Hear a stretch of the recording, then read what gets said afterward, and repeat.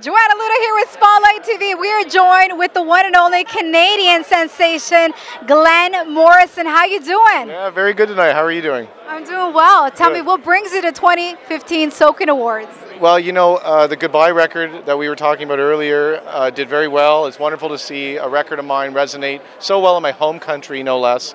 And for me, yeah, we're here to celebrate music in all its forms. I guess there's something going on with me tonight, so I'm here for, you know, a little bit to basically just engage with people, have like fun talks with artists and reporters. We were shooting, you know, having a laugh a second ago.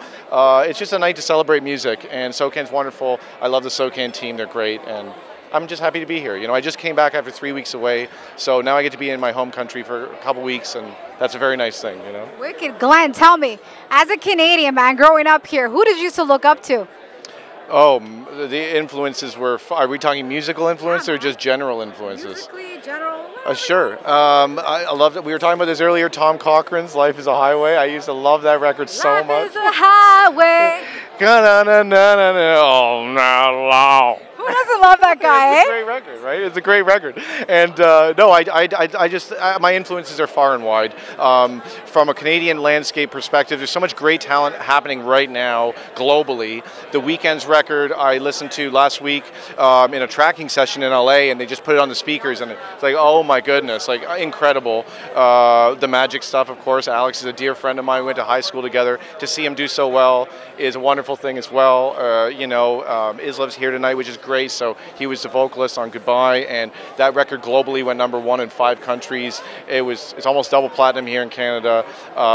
So happy to see that you know, do so well here. A lot of great talent here tonight, and yeah, like I'm just happy to be here. You know. Glenn, when I used to work for a radio station up in Whitehorse, Yukon, 96.1 The Rush, we love playing that track. Right on. Well, thank you so much for the support. Because of people like you guys, it gave the exposure to people to digest the record and have it ultimately resonate with them. So because I always thank radio, TV, all these mediums, because it's a wonderful vehicle for getting my records out to the public. And if it wasn't for guys, you know, it's a double-edged sword, right? Because if there was no music, you would have nothing to play. And if there was no you guys, there would be nobody to hear my music, right? So, you know, thank you guys for everything that you've done up to this point. You know, it's thank you very much for actually sharing your music with us, with all of us, us Canadians here with Spotlight TV and Spotlight Radio. Tell me a little more. What's next for you?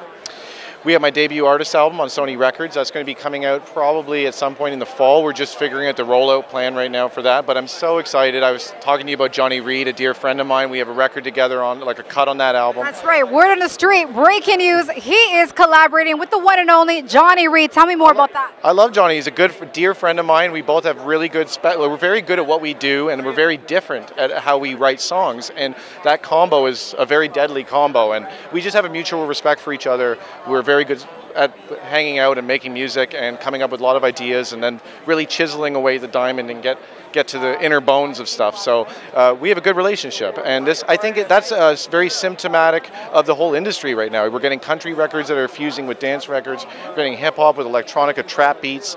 We're getting pop music. The Taylor Swift album was produced by Max Martin or Dr. Luke or something, which is very electronic production.